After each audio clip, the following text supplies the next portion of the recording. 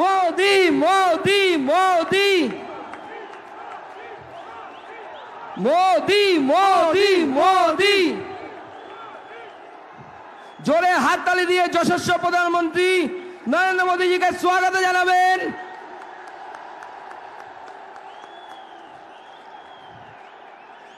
भारत माता की जय, भारत माता की जय, भारत माता की जय, जय श्री राम, जय श्री राम, जय जय श्री राम, जय श्री राम, जय श्री राम, जय श्री राम। मोदी मोदी हाथ ताली दिए, मोदी मोदी मोदी मोदी मोदी मोदी मोदी मोदी मोदी मोदी मोदी।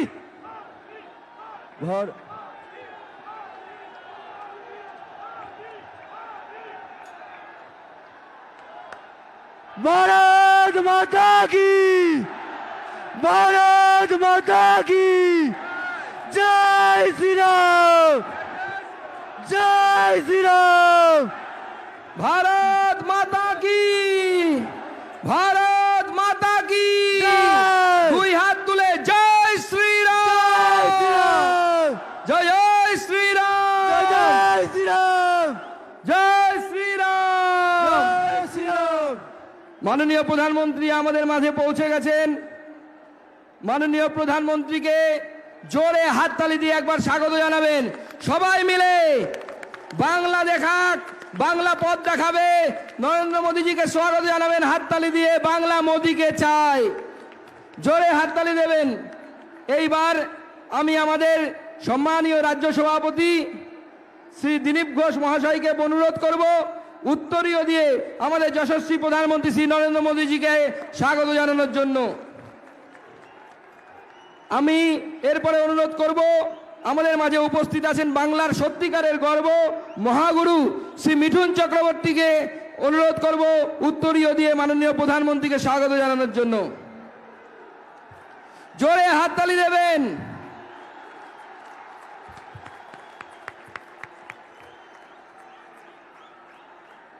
भारत माता की জয়, ভারত মাতা কি, ভারত মাতা কি। जय। এইবার আমরা মূল প্রোগ্রামে চলে যাব। আমাদের আপনাদের সামনে বক্তব্য রাখার জন্য অনুরোধ করব আমাদেরকে সামনে থেকে যিনি নেতৃত্ব দিয়েছেন, যিনি লড়াইয়ের ভাষা শিখিয়েছেন এই বাংলার বিজেপিকে, আমাদের রাজ্য সভাপতি সম্মানীয় শ্রী দিলীপ ঘোষ। দিলীপ তাকে জোরে হাততালি দিয়ে স্বাগত জানাবেন।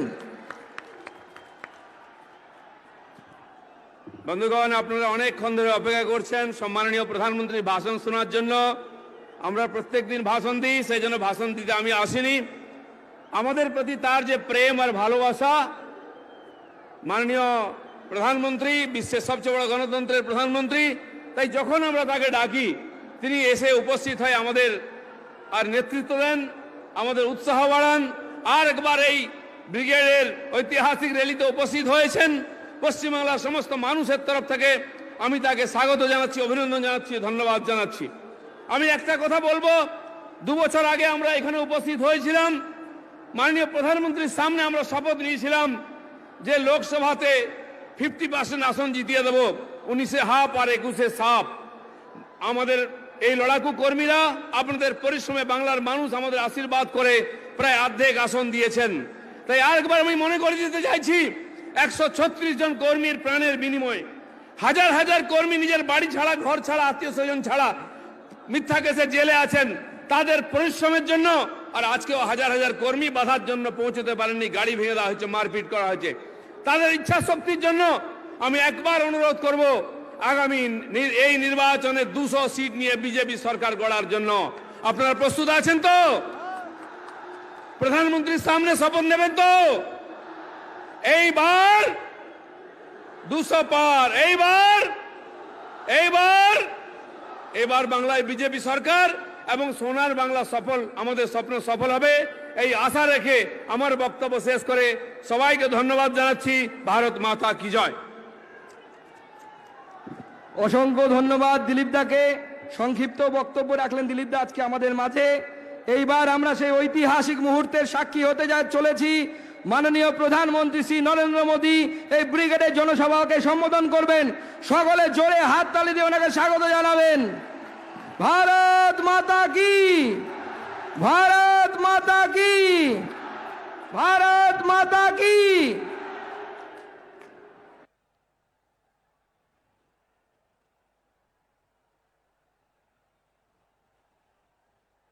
भारत माता की, भारत माता की। वंदे वंदे वंदे वंदे वंदे वंदे वंदे वंदे वंदे वंदे वंदे भारत माता की।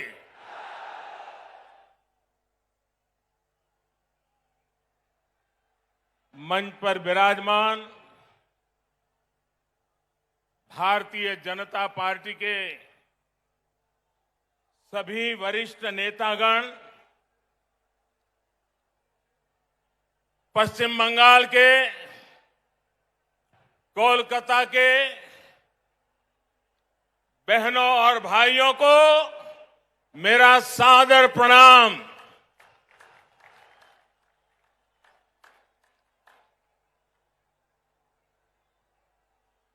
राजनीतिक जीवन में सैकड़ों रैलियों को संबोधन करने का सौभाग्य मिला है, लेकिन इतने बड़े लंबे कार्यकाल में मैंने कभी इतने बड़े विशाल जनसमूह का हमें आशीर्वाद मिला हो, ऐसा दृश्य मुझे आज देखने को मिला।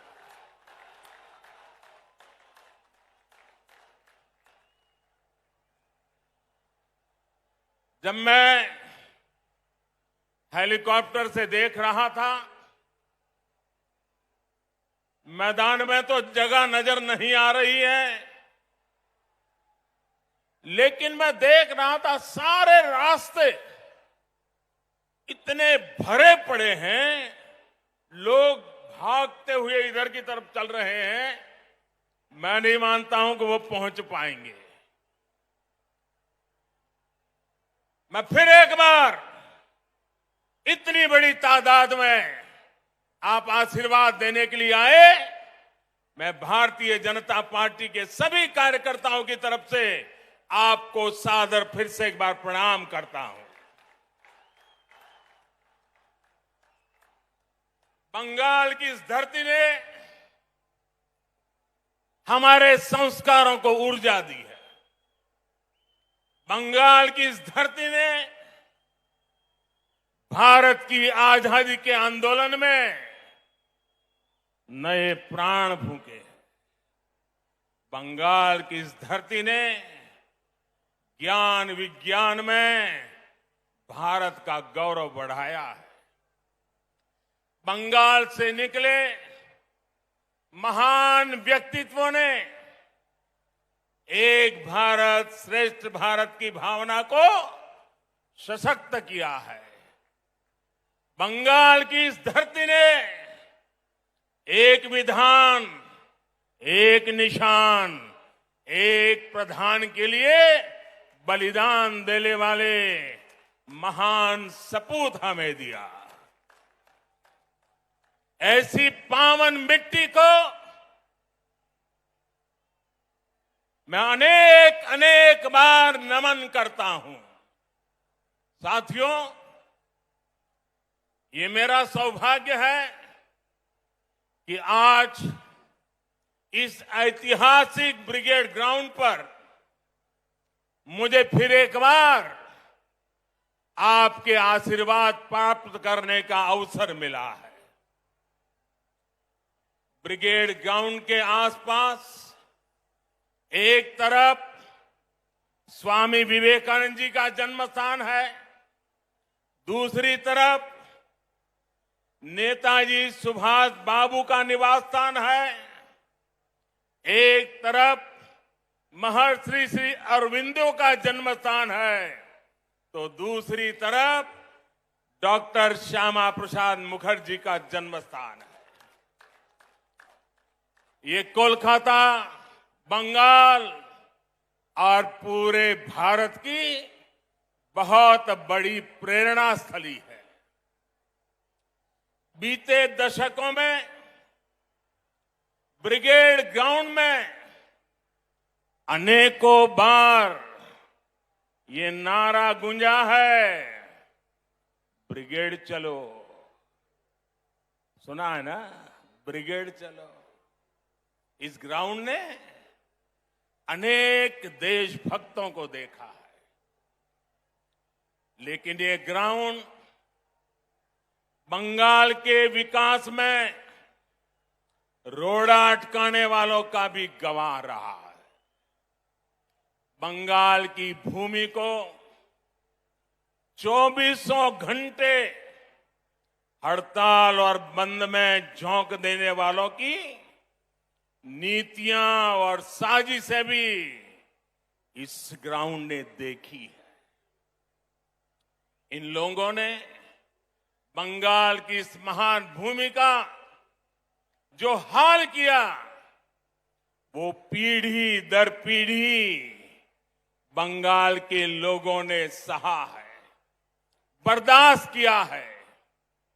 लेकिन ये बंगाल के लोगों की महानता है, ये बंगाल के लोगों की अदम्य इच्छा शक्ति है कि उन्होंने बंगाल में परिवर्तन की उम्मीदों को कभी छोड़ा नहीं। बंगाल के लिए ममता दीदी पर भरोसा किया था, लेकिन दीदी और उनके काडर ने आपका ये भरोसा तोड़ दिया, आपके सपनों को चूर चूर कर दिया। ये वो लोग हैं जिन्होंने बंगाल का विश्वास तोड़ा। इन लोगों ने बंगाल को अपमानित किया, यहां की बहन बेटियों पर अत्याचार किया। लेकिन ये लोग बंगाल की उम्मीद, यहां के लोगों का हौसला कभी भी तोड़ नहीं पाए। आज जो ये जनसागर मौजूद है, वो इस उम्मीद की, इस हौसले की जीती जागती तस्वीर है। बांग्ला चाय उन्नति, बांग्ला चाय शांति, बांग्ला चाय प्रगतिशील बांग्ला, बांग्ला चाय सोनार बांग्ला। मैं देख रहा हूं इस बार के विधानसभा चुनाव में एक तरफ टीएमसी है, लेफ्ट कांग्रेस है, उनका बंगाल विरोधी रवैया है, और ये चुनाव ऐसा है कि दूसरी तरफ खुद बंगाल की जनता कमर कस करके खड़ी हो गई है।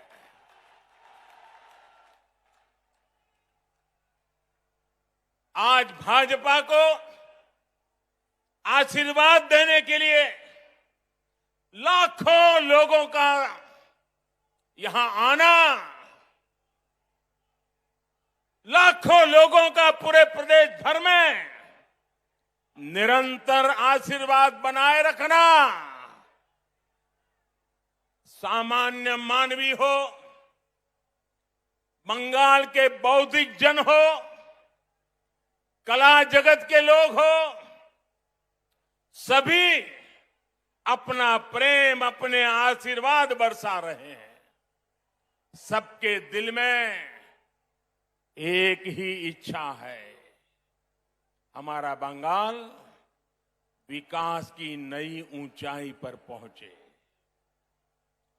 आज तो हमारे बीच बांग्लार छेले मिठुन चक्रवर्ती जी भी है। उनकी जीवन गाथा संघर्ष और सफलता के अद्भुत उदाहरणों से भरी हुई है। अपनी सफलता का पुण्य वो लोकनाथ बाबा के आशीर्वाद से सामान्य जनों तक पहुंचा रहे हैं। साथियों, आज ब्रिगेड ग्राउंड में आप लोगों की हुंकार, ये हुंकार सुनने के बाद अब किसी को कोई संदेह नहीं रह जाएगा। शायद कुछ लोगों को तो लगता होगा आज 2 मई आ गई है।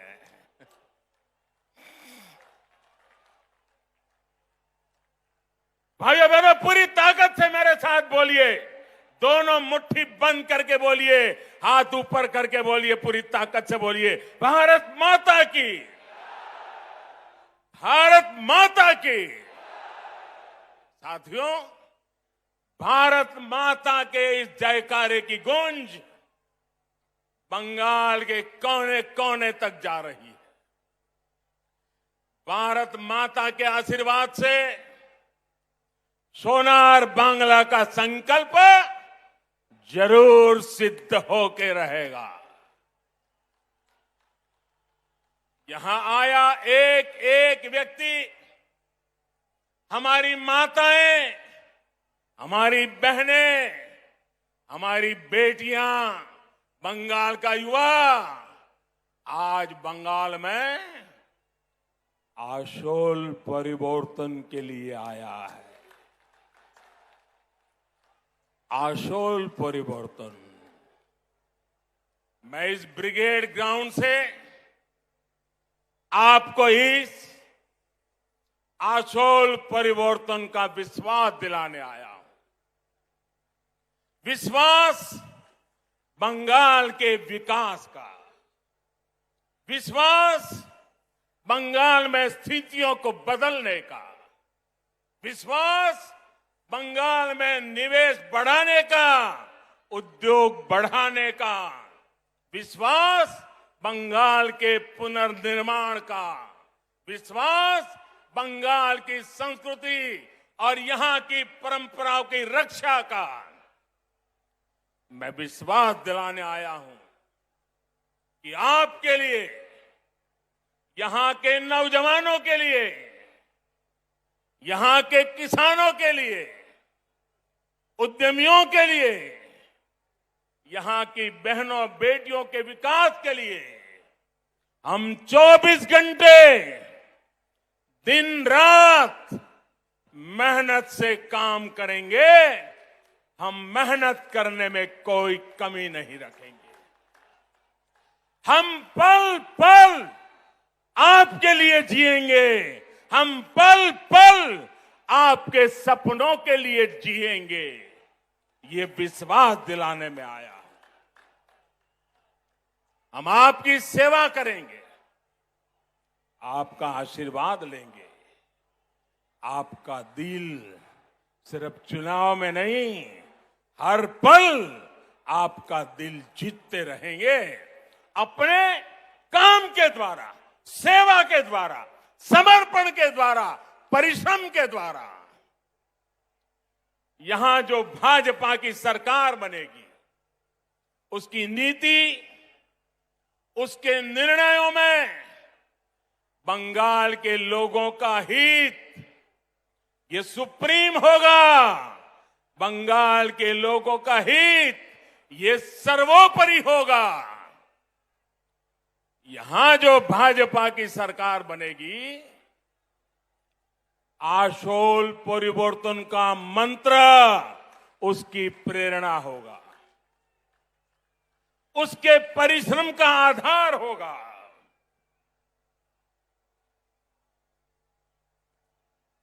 आशोल परिवर्तन का मतलब आशोल परिवर्तन का मतलब ऐसा बंगाल जहां युवाओं को शिक्षा और रोजगार के पर्याप्त अवसर मिले। आशोल परिवर्तन मतलब ऐसा बंगाल जहां लोगों को पलायन करने पर मजबूर न होना पड़े। आशोल परिवर्तन मतलब ऐसा बंगाल जहां व्यापार और कारोबार फले फूले, जहां ज्यादा से ज्यादा निवेश आए। आशोल परिवर्तन मतलब ऐसा बंगाल जहां 21वीं सदी का आधुनिक इंफ्रास्ट्रक्चर हो। आशोल परिवर्तन मतलब ऐसा बंगाल जहां गरीब से गरीब को भी आगे बढ़ने का पूरा अवसर मिले। आशोल परिवर्तन मतलब ऐसा बंगाल जहां हर क्षेत्र, हर वर्ग की विकास में बराबर की भागीदारी होगी। उत्तर बंगाल हो या दक्षिण बंगाल हो, पश्चिमांचल हो या जंगल महल, आदिवासी हो या दलित, पिछड़े हो, वंचित हो, शोषित हो या हमारे शरणार्थी भाई बहन, सभी पर एक बराबर ध्यान दिया जाएगा। जहां सबका साथ, सबका विकास, सबका विश्वास शासन का मंत्र होगा। जहां उन्नयन सबका होगा, तुष्टीकरण किसी का नहीं। जहां घुसपैठ को रोका जाएगा, घुसपैठियों को रोका जाएगा। साथियों, गुलामी का इतना बड़ा कालखंड भी बंगाल की क्षमता, बंगाल के सामर्थ्य को कम नहीं कर सका था।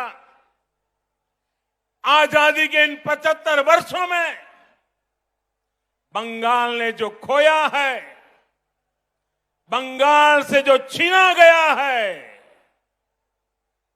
वो मुझसे ज्यादा आप लोग ज्यादा अच्छी तरह जानते हैं।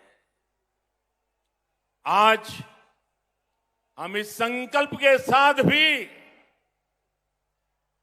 आपके सामने आए हैं कि जो भी बंगाल से छीना गया है, भाइयों बहनों मेरे शब्द लिख रखिए, जो भी बंगाल से छीना गया है उसे वापस लौटाएंगे।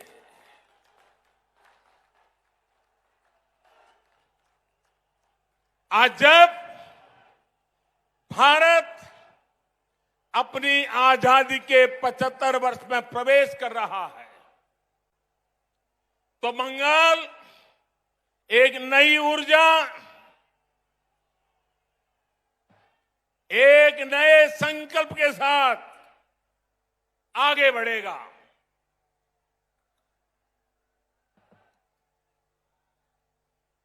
देश की तरह ही बंगाल के विकास के लिए भी अगले 25 साल बहुत अहम है। इन 25 वर्षों की शुरुआत का पहला पड़ाव ये विधानसभा चुनाव है। अगले 5 वर्षों में बंगाल का विकास अगले 25 वर्षों के विकास का आधार बनाएगा।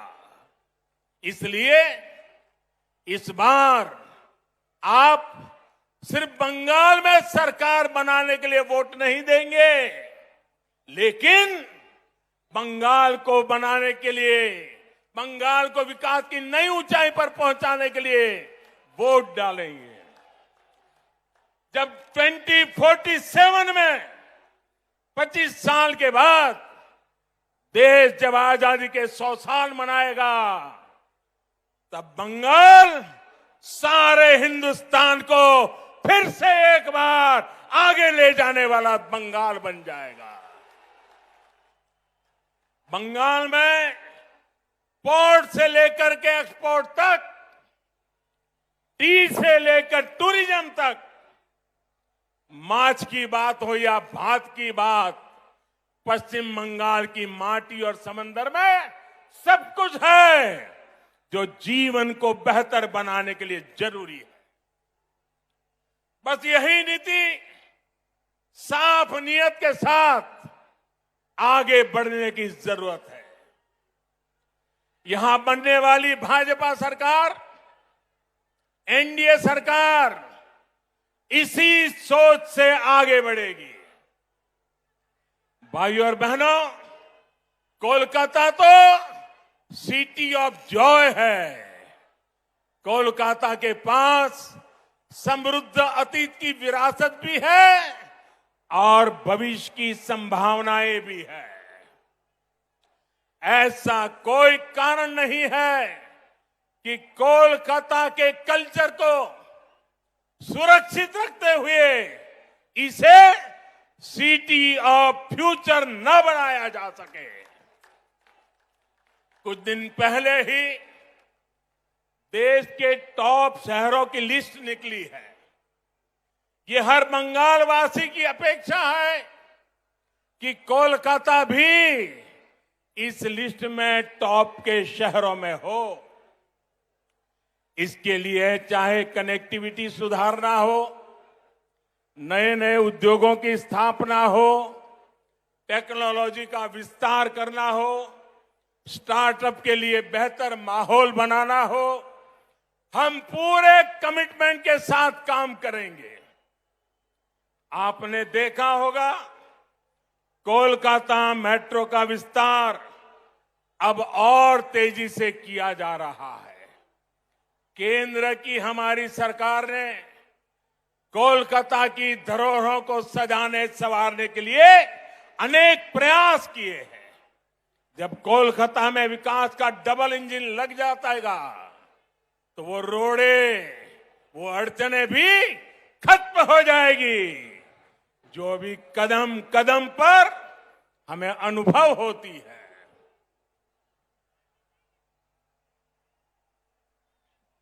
आप अंदाजा लगा सकते हैं कि इनकी कमीशनबाजी की वजह से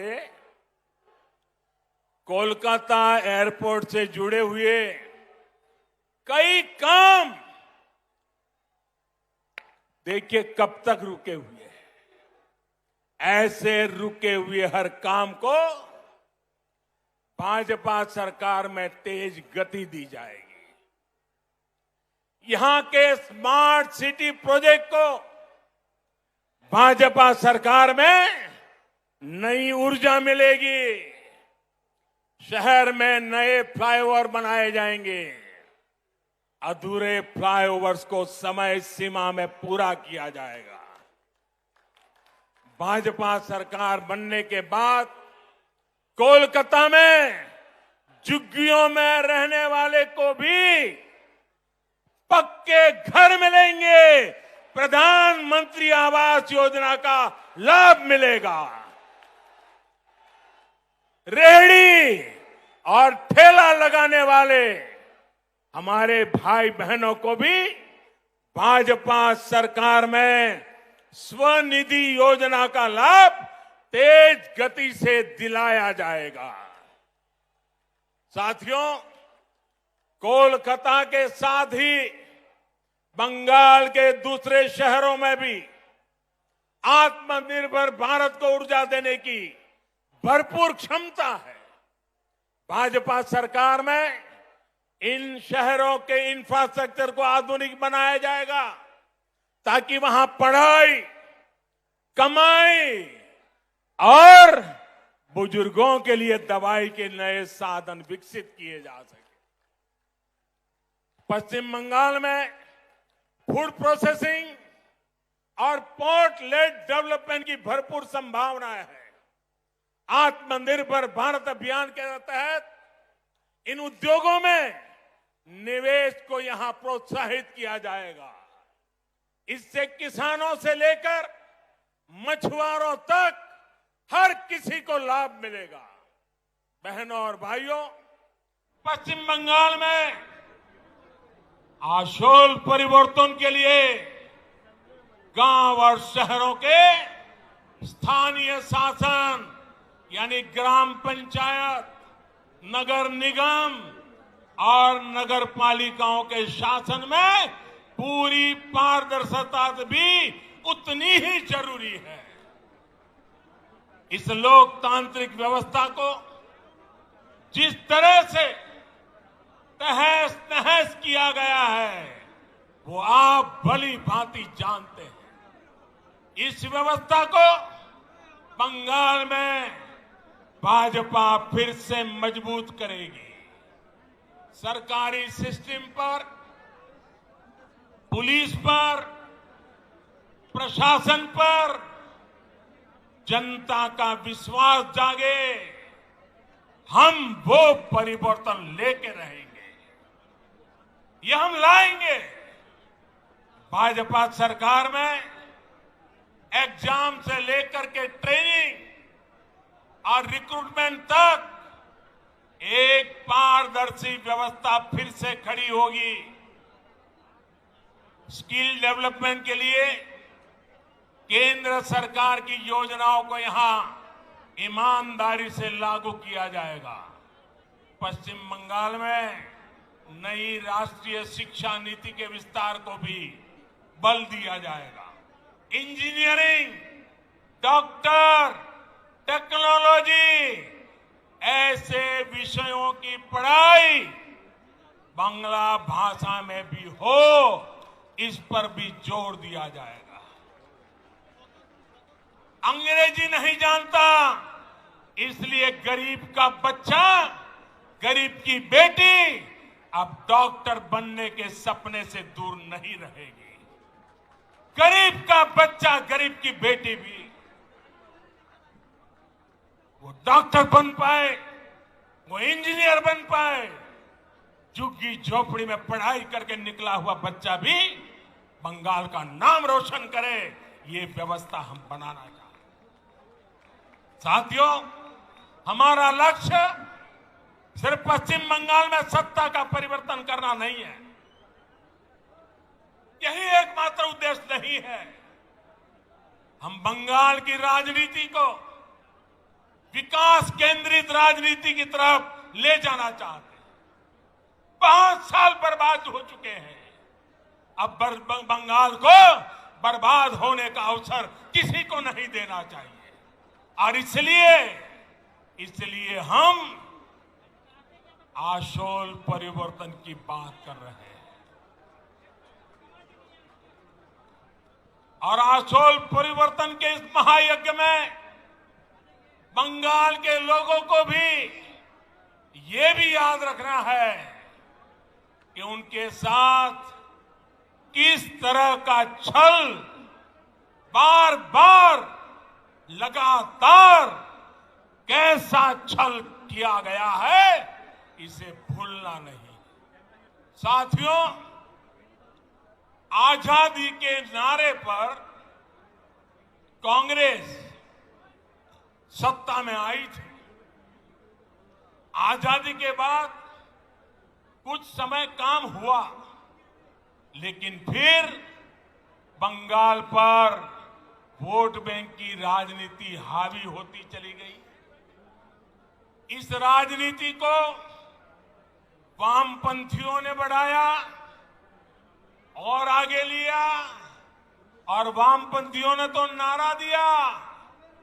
आपको याद होगा, बंगाल के लोगों को याद होगा, वामपंथी क्या कहते थे? कांग्रेसेर कालो हाथ, कांग्रेसेर कालो हाथ भंगे दाओ गुड़िए दाओ।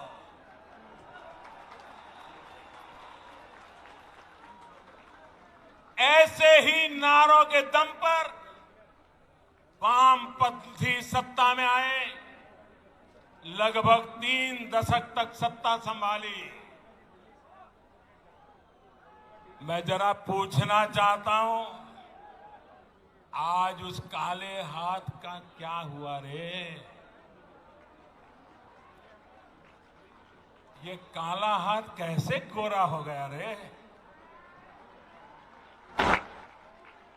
जिस हाथ को वामपंथी तब काला समझते थे, वो आज सफेद कैसे हो गया? जिस हाथ को तोड़ने की बात करते थे, आज उसी का आशीर्वाद लेकर वो चल रहे हैं। साथियों, वामपंथियों के विरुद्ध ममता दीदी ने परिवर्तन का नारा दिया था। पश्चिम बंगाल से मां, माटी, मानुष के लिए काम करने का वादा किया था। आप मुझे बताइए, पिछले 10 साल से यहां की टीएमसी सरकार ने क्या सामान्य बंगाली परिवार के जीवन में वो परिवर्तन आया जिसकी बंगाल की जनता आशा करती थी? आया वो परिवर्तन? वो वादा पूरा किया? जो आपको कहा गया था वो किया गया? क्या किसान के, श्रमिक के, कर्मचारी के जीवन में वो परिवर्तन आया जो वो चाहते थे? आया क्या? क्या गरीब के जीवन में कोई परिवर्तन आया है क्या? गरीब और गरीब हो, ऐसा काम उन्होंने किया है कि नहीं किया है? क्या पश्चिम बंगाल के स्कूलों और अस्पतालों की स्थिति में कोई परिवर्तन आया है? क्या बंगाल के युवाओं के रोजगार की स्थिति में कोई परिवर्तन आया है? क्या बंगाल के औद्योगिकरण में वो परिवर्तन आया जितना उसका सामर्थ्य है? क्या दशकों से चली आ रही खून खराबे की राजनीति में परिवर्तन आया क्या? साथियों,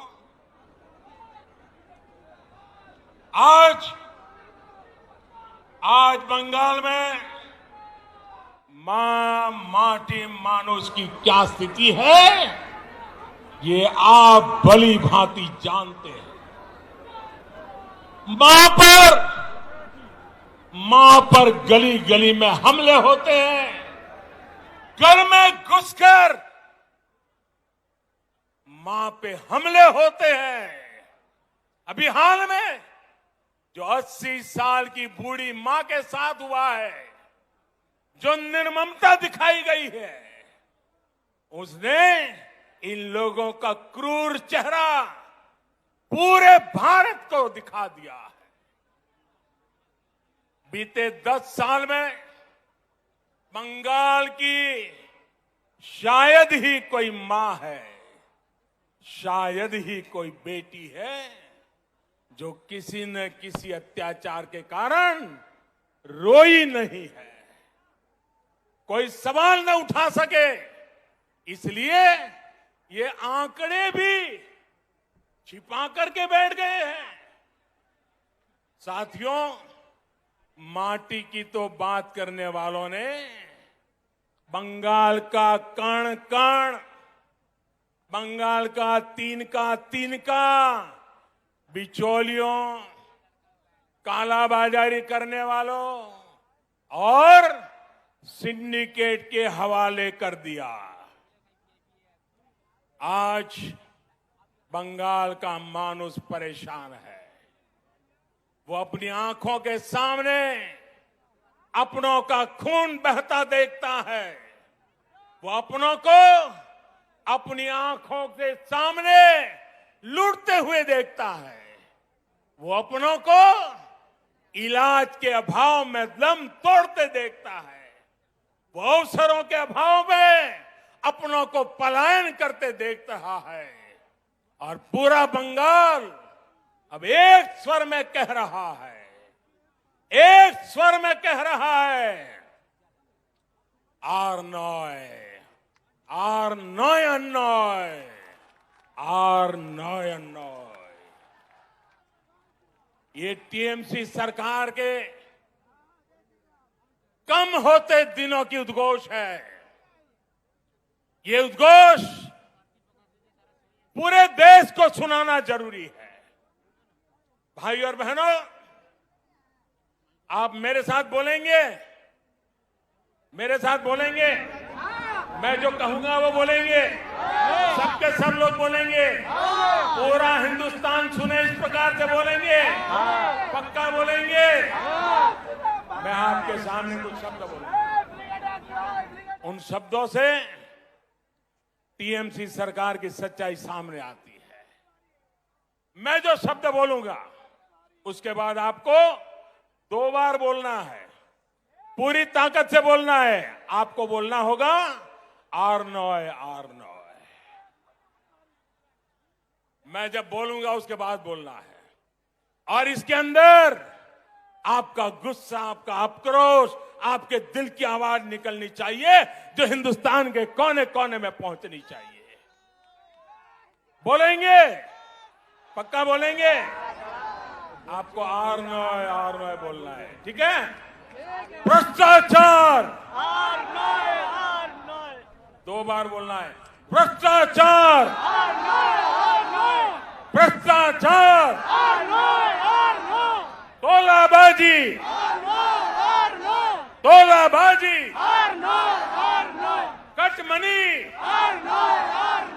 कटमनी, सिंडिकेट,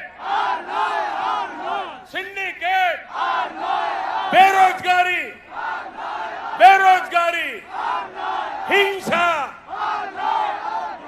हिंसा, आतंक, आतंक, तुष्टिकरण, तुष्टिकरण, अन्याय, अन्याय।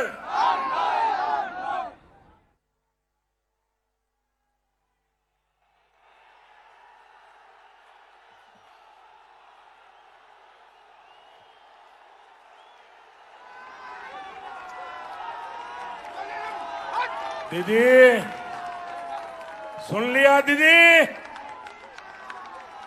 ये बंगाली की आवाज है, ये बंगाल की आवाज है दीदी।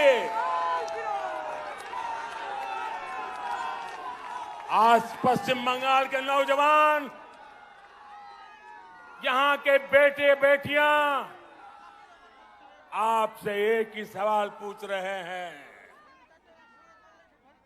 दीदी, बंगाल की जनता 10 साल के अनुभव के बाद आपको एक ही सवाल पूछ रही है। उन्होंने आपको दीदी की भूमिका में चुना था। बंगाल ने आपको दीदी की भूमिका में चुना था, लेकिन आपने खुद को एक ही भतीजे की बुआ तक सीमित क्यों कर दिया? आपने एक ही भतीजे की बुआ होने के मोह को क्यों चुना? बंगाल के लाखों भतीजे भतीजियों की आशाओं के बजाय आप अपने भतीजे का लालच पूरा करने में क्यों लग गई? आप भी भाई भतीजावाद के उन कांग्रेसी संस्कारों को छोड़ नहीं पाई जिनके खिलाफ आपने बगावत की थी। बहनों और भाइयों, मां माटी मानुष से विश्वासघात करने के बाद, इतना अन्याय करने के बाद, अब इन लोगों ने एक नया नारा गढ़ा है। अरे दीदी, आप बंगाल की ही नहीं, आप तो पूरे भारत की बेटी है।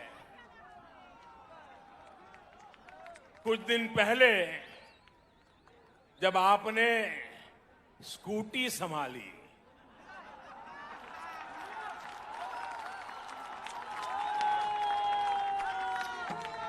सब लोग प्रार्थना करते थे आप सकुशल रहे, आपको चोट न लग जाए।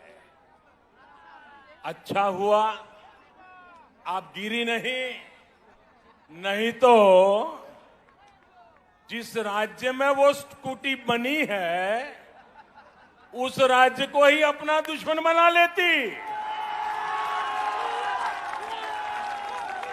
अगर स्कूटी साउथ में बनी होती तो साउथ को दुश्मन बना लेती, अगर स्कूटी नॉर्थ में बनी होती तो नॉर्थ को दुश्मन बना लेती। अच्छा हुआ आप ठीक है, तब आप गिरी नहीं। जब आपकी स्कूटी भवानीपुर जाने के बाद बदल नंदीग्राम की तरफ मुड़ गई,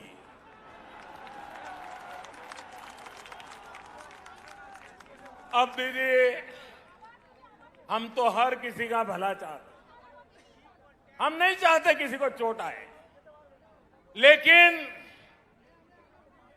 जब स्कूटी ने नंदीग्राम में गिरना तय किया है तो हम क्या करें।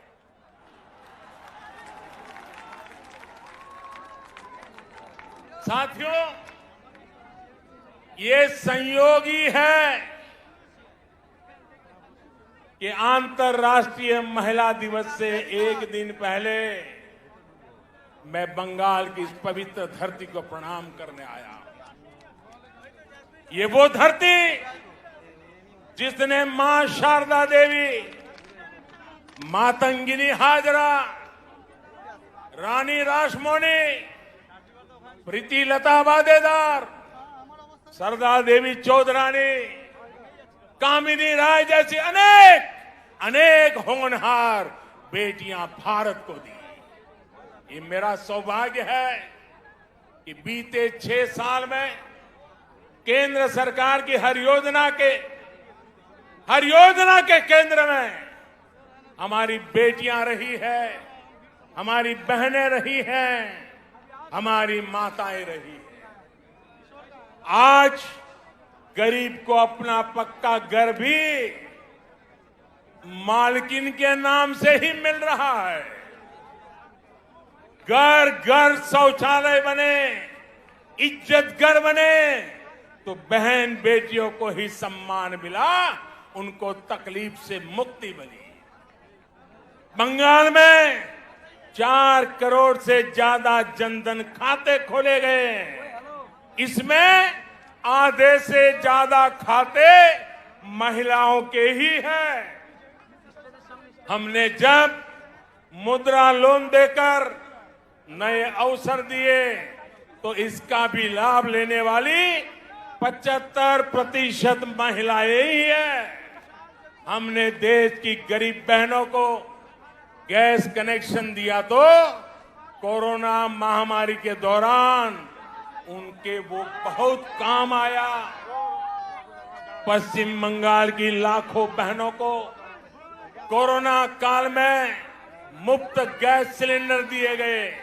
साथियों, बहनों को सबसे बड़ी दिक्कत अगर आती है तो वो पानी की है, जल की है। इसलिए 1.5 साल पहले केंद्र सरकार ने हर घर तक नल से जल पहुंचाने का अभियान शुरू किया। मैंने कुछ दिन पहले हुगली में इसका जिक्र किया तो टीएमसी के नेताओं ने कहा कि बंगाल में पानी की कोई कमी नहीं है। मैं गलत विषय उठा रहा हूं। टीएमसी की यही भावना दिखाती है कि उसे बंगाल के गरीबों, बंगाल की महिलाओं, बंगाल के बच्चों की कोई परवाह नहीं है, नहीं उनका कोई लेना देना है। बंगाल में जल जीवन मिशन इसलिए जरूरी है कि यहां आज भी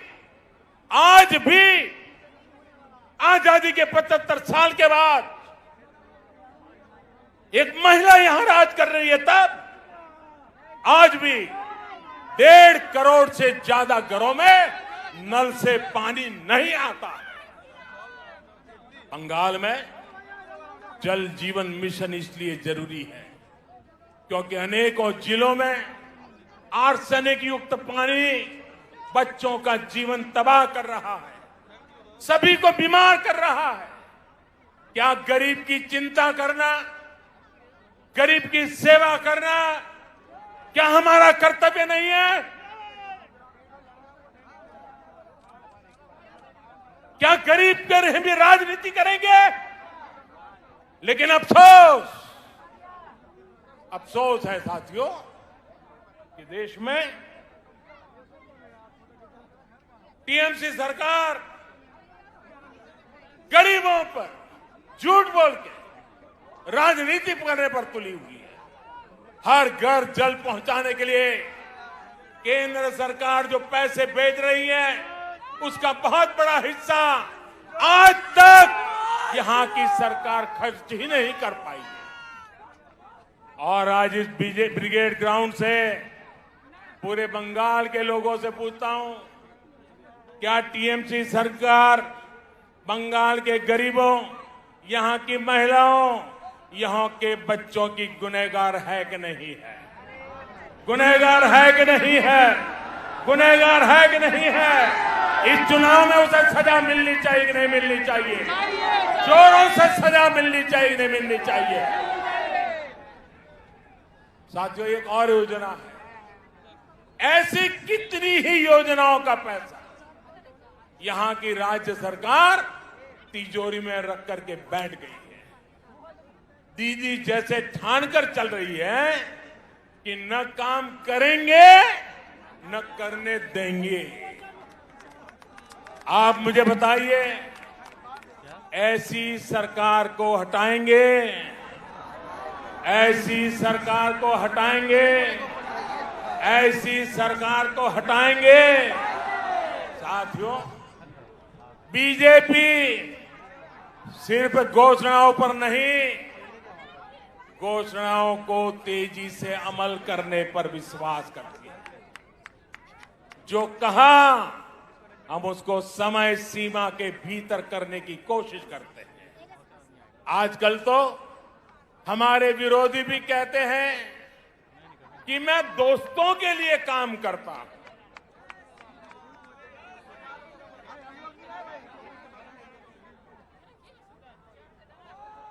हमें कहा जाता है कि मोदी अपने दोस्तों के लिए काम करता है। हम सब जानते हैं, बचपन में हम जहां पले बड़े होते हैं, जिनके बीच में खेले होते हैं, जिनके साथ पढ़े होते हैं, वो हमारे पक्के दोस्त होते हैं, जीवन भर के पक्के दोस्त होते हैं। मैं भी गरीबी में पला बड़ा और इसलिए उनका दुख दर्द क्या है, चाहे वो हिंदुस्तान के किसी भी कोने में क्यों न हो, क्योंकि वो मेरे दोस्त हैं, मैं उसे भली भांति अनुभव कर सकता हूं। मुझे इसके लिए किताब नहीं पढ़नी पड़ती है, न कोई वीडियो देखना पड़ता है, न कोई तस्वीर देखनी पड़ती है, क्योंकि मैं इसे अनुभव करता हूं। और इसलिए मैं दोस्तों के लिए काम करता हूं और मैं दोस्तों के लिए ही काम करूंगा। भाइयों बहनों, मैं बंगाल के अपने दोस्तों के लिए काम कर रहा हूं। मैंने अपने दोस्तों को बंगाल में लगभग 90 लाख गैस कनेक्शन दिए हैं। मैंने अंधेरे में जी रहे अपने बंगाल के 7 लाख से अधिक दोस्तों को मुफ्त बिजली कनेक्शन दिया है। मैंने अपने दोस्तों के लिए बंगाल में 60 लाख से ज्यादा शौचालय, इज्जत घर बनवाए हैं। मैंने अपने दोस्तों के लिए बंगाल में 32 लाख से अधिक पक्के घर स्वीकृत किए हैं। दलित हो, पिछड़े हो, पीड़ित हो, शोषित हो, वंचित हो, सभी दोस्तों को इन योजनाओं का लाभ मिला है। और साथियों, बंगाल के चाय वाले, यहां के टी गार्डन में काम करने वाले, ये हमारे भाई बहन तो मेरे विशेष दोस्त हैं, क्योंकि मेरा चाय से जरा अलग ही नाता है। मेरे ऐसे कामों से उनकी भी अनेक परेशानियां कम हो रही हैं। हमारी सरकार के प्रयासों से मेरे इन चाय वाले दोस्तों को सोशल सिक्योरिटी स्कीम का भी लाभ मिलना तय हुआ है। किसी बीमारी की स्थिति में काम रुकने पर या फिर गर्भावस्था के दौरान महिला कर्मचारियों को दिक्कत न हो, इस पर जोर दिया जा रहा है। इस साल के बजट में मेरे इन चाय वाले दोस्तों के लिए 1000 करोड़ रुपए की विशेष योजना का ऐलान भी किया है, क्योंकि यही मेरे दोस्त हैं। साथियों, कोरोना ने पूरी दुनिया में सबको परेशान किया, लेकिन मेरे ये गरीब ही दोस्त थे जो ज्यादा परेशान हुए। जब कोरोना आया तो मैंने अपने हर दोस्त को मुफ्त में राशन दिया, मुफ्त में गैस सिलेंडर दिया, करोड़ों रुपए बैंक खाते में जमा करवाए। दुनिया में कोरोना वैक्सीन इतनी महंगी है, लेकिन मैंने अपने दोस्तों के लिए सरकारी अस्पताल में मुफ्त में टीका लगाने का प्रबंध कर दिया। बहनों और भाइयों, कौन है मेरे दोस्त? आप ही मेरे दोस्त हैं। 130 करोड़ हिंदुस्तानी ये मेरे दोस्त हैं। सपने लेकर के पुरुषार्थ करने वाला हर नौजवान मेरा दोस्त है। गरीब की झोपड़ी में पैदा हुआ बच्चा भी मेरा दोस्त है। मेरे दोस्त जब दोस्ती का कर्ज निभाते हैं तो इन लोगों को जरा दिक्कत होने लगती है। उनको परेशानी हो रही है कि ये तो हमारे कब्जे में थे, ये कौन नया दोस्त आ गया। जब मोदी अपने इन करोड़ों दोस्तों की सेवा करता है तो गुस्से में ये इसमें भी रोड़े अटकाने का काम करता है। आज मैं इन लोगों को कह रहा हूं, कान खोल करके सुन लीजिए। मैं पश्चिम बंगाल के अपने इन दोस्तों के लिए ज्यादा से ज्यादा काम करना चाहता हूं।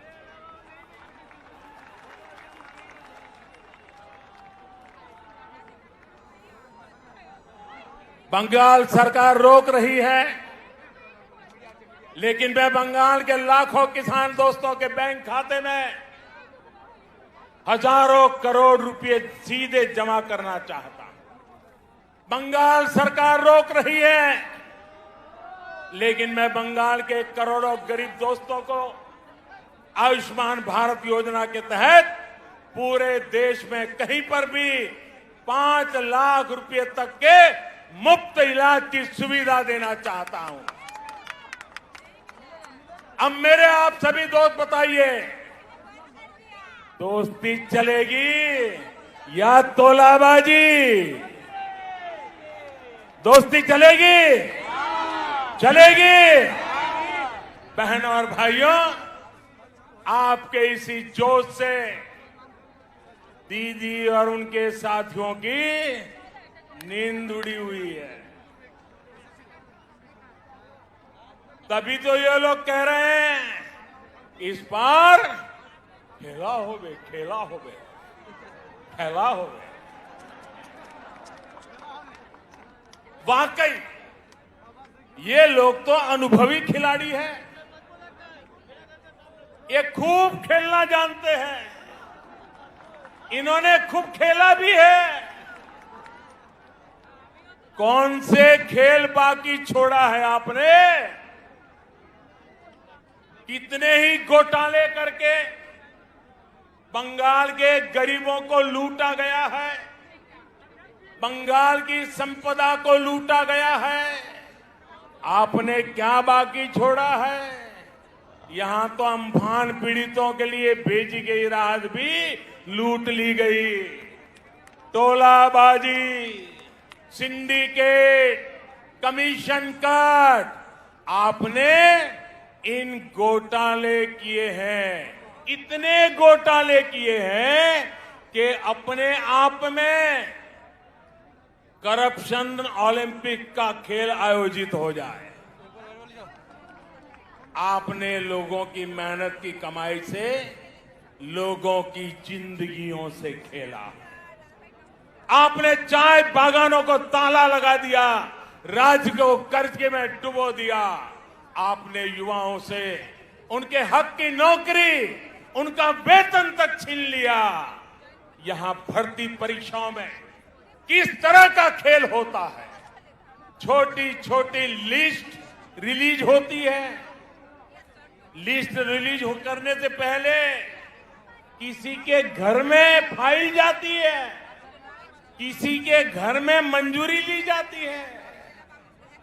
कौन से खास लोगों का चयन होता है, ये क्या आपसे छिपा हुआ है क्या? सारा बंगाल जानता है। अब ये नहीं चलेगा, अब ये खेल नहीं चलेगा। आप मुझे बताइए साथियों, ये खेल बंद होना चाहिए कि नहीं होना चाहिए?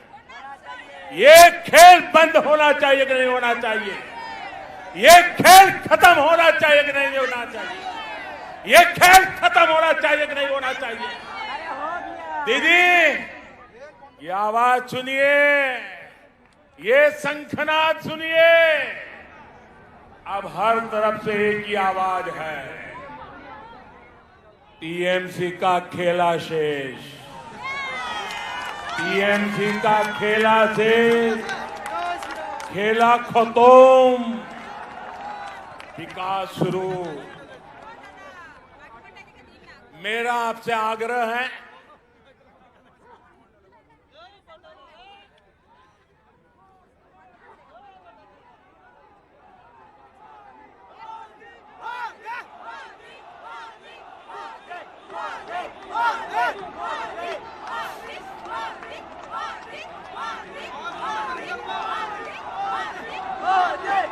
मेरा बंगाल के हर मतदाता से आग्रह है, मेरा आप सभी साथियों से आग्रह है, भय पाবেন না, ভয় পাবেন না, निर्भय बीजेपी के वोट করুন, কুশাসনের বিরুদ্ধে ভোট করুন, বাংলাকে ভয় মুক্ত করুন। বাংলা উন্নতি চায়, উন্নতির জন্য ভোট করুন। বাংলার জয়, ভারতের জয়। साथियों, हमारे यहां शास्त्रों में कहा गया है, क्रोधात् भवति सम्मोह, सम्मोहात् स्मृति विभ्रमः। यानी जब कोई असफलता में, डर में, खीज में गुस्सा करता है तो उस गुस्से से उसका मोह, विचलन और ज्यादा बढ़ जाता है। फिर उसे कंफ्यूजन होता है और कंफ्यूजन में इंसान लगातार गलती करता जाता है, बुरा करता जाता है, बुरा सोचने लग जाता है और अपना ही सब कुछ गंवा देता है। इस गुस्से में मुझे भी क्या क्या कहा जा रहा है, आपको याद होगा मेरे लिए क्या क्या कहा गया है।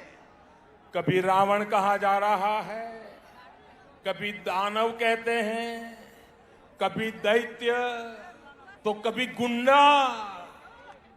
दीदी, इतना गुस्सा क्यों?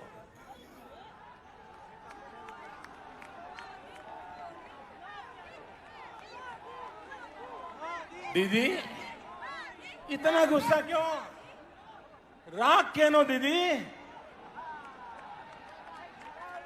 कोथाए कोथाए घाल दो, ये तो राग केनो दीदी?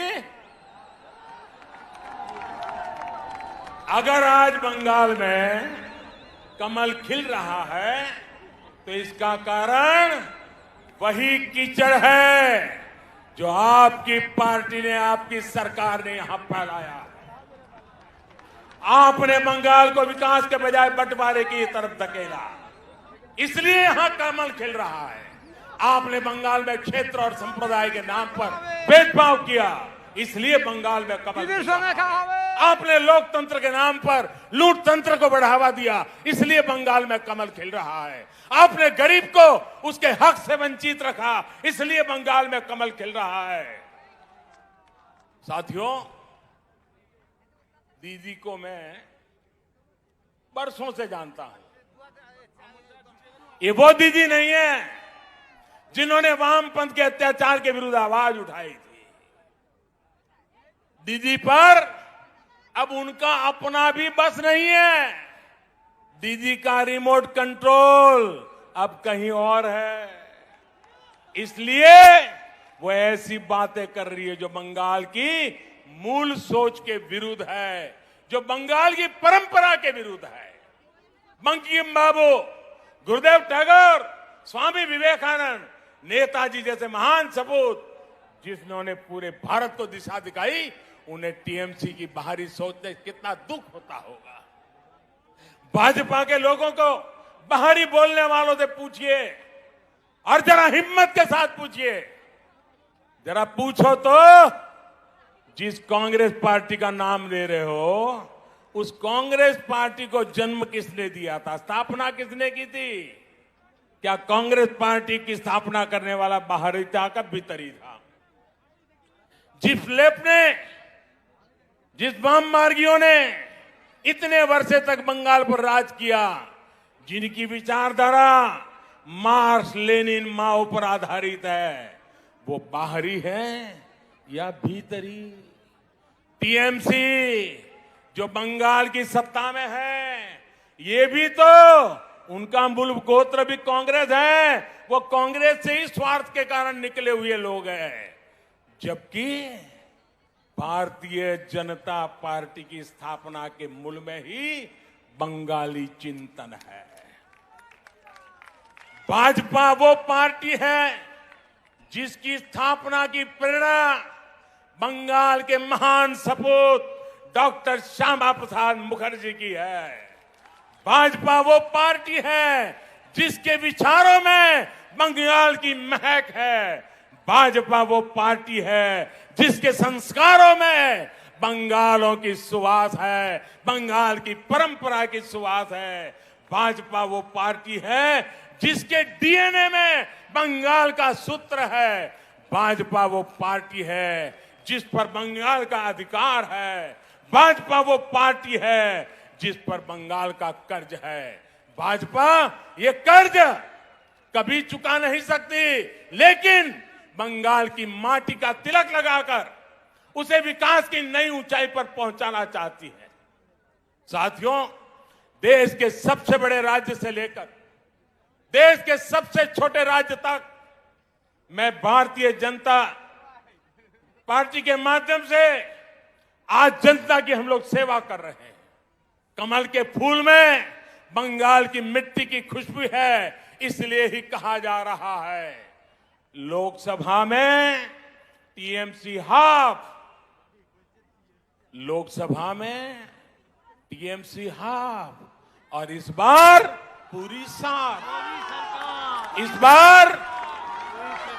बार पश्चिम बंगाल के भाजपा कार्यकर्ताओं से भी कहूंगा और मैं आदरपूर्वक स्मरण करते हुए कहना चाहता हूं, आपके तप, आपके त्याग और आपका बलिदान हिंदुस्तान के कोटि कोटि भाजपा कार्यकर्ताओं के परिवारजन उनको प्रेरणा देता है। आपने बंगाल की जो लड़ाई लड़ी है, जो त्याग किया है, जो पुरुषार्थ किया है, मैं आज आपके उस तप को, आपके उस त्याग को, उसके तपस्या को आज मैं फिर बार आदरपूर्वक नमन करता हूं। साथियों, पश्चिम बंगाल के साथ जो हुआ वो कोई भूल नहीं सकता। भाजपा के हर कार्यकर्ता के परिवार को, पश्चिम बंगाल में अन्याय का शिकार हर व्यक्ति को न्याय दिलाने के लिए हम प्रतिबद्ध हैं। आपके हर प्रयास में मैं आपके साथ हूं। आप पूरे जोश और जुनून के साथ एक एक मतदाता तक पहुंचिए। बंगाल में डर और भय के पुराने दिन अब 2 मई से आगे नहीं चलने वाले हैं।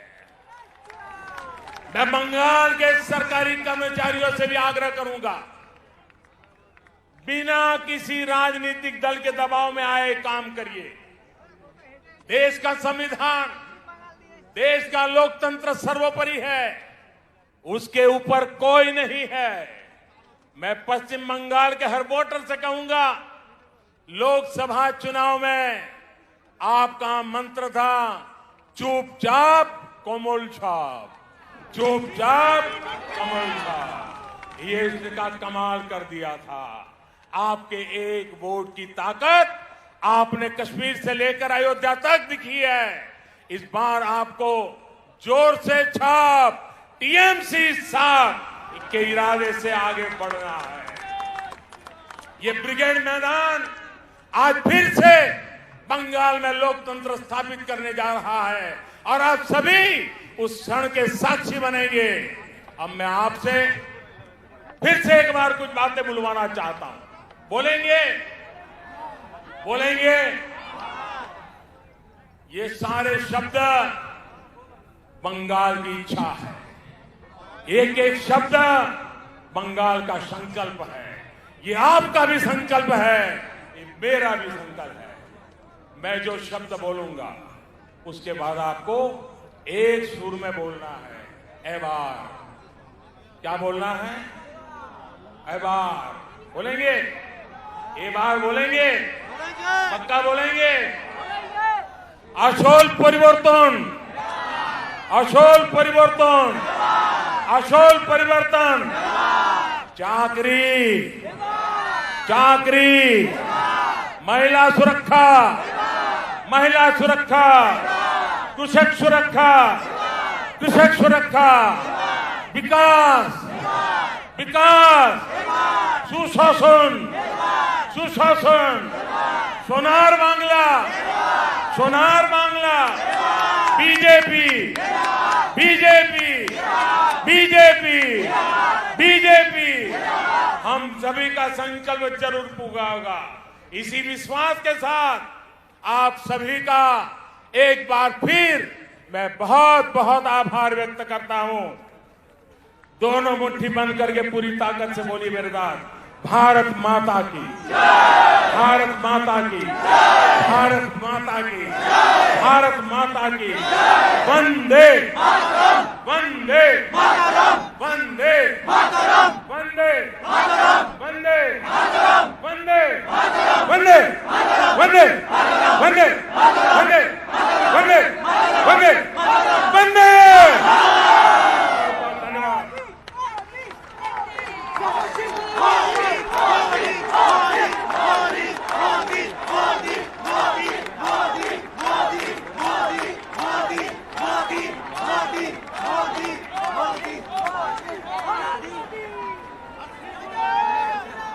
মাননীয় প্রধানমন্ত্রীকে অসংখ্য ধন্যবাদ তার মার্গদর্শনের জন্য। জোরে হাততালি দিয়ে স্বাগত জানাবেন মাননীয় প্রধানমন্ত্রীকে।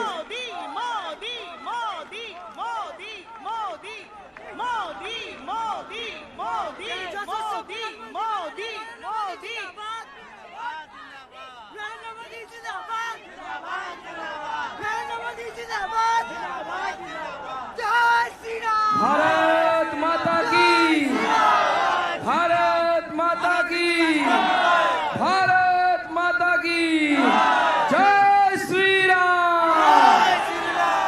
জোরে হাততালি দিয়ে প্রধানমন্ত্রীকে ধন্যবাদ জানাবেন। আপনারা সকলে মিলে আমরা হাততালি দিয়ে ধন্যবাদ জানাবো। উনি কর্মব্যস্ততার মধ্যে আমাদেরকে সময় দিলেন। আপনারা যারা প্রত্যেক